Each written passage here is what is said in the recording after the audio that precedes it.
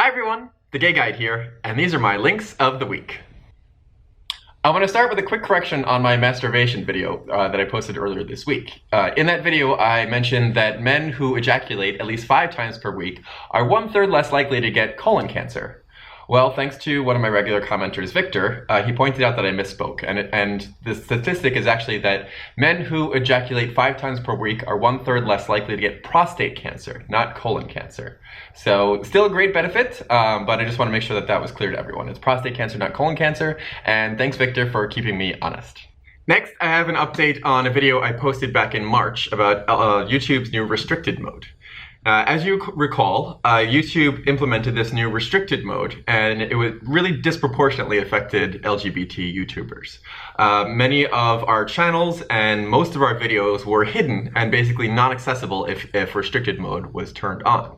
YouTube has supposedly corrected the filters, but they're still disproportionately affecting LGBT YouTube channels.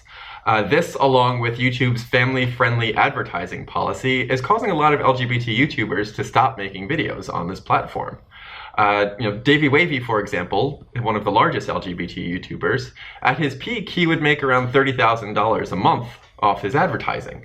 But he said recently, since these new rules have been implemented, his latest check was only for $200. Now, if you're a YouTuber trying to make a living off this channel, and that's a huge decrease in the amount of money you're making, of course you're going to be tempted to just not bother with YouTube anymore. I do know before this fix that they implemented, if you did a search, none of my videos or my channel page would ever come up in search. Now that they've corrected the filters, a whopping 4 out of 28 videos now show up in search, but my channel is still hidden. So there's still definitely a large problem there. That said, I don't plan on letting this impact anything I do on my channel, and I'm certainly not planning on getting family-friendly anytime soon.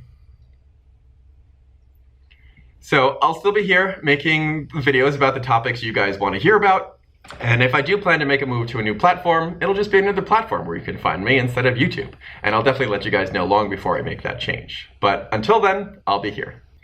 Dude, that's cool news. Futurism.com had a great article highlighting recent research out of the University of Bonn and the Hebrew University of Jerusalem.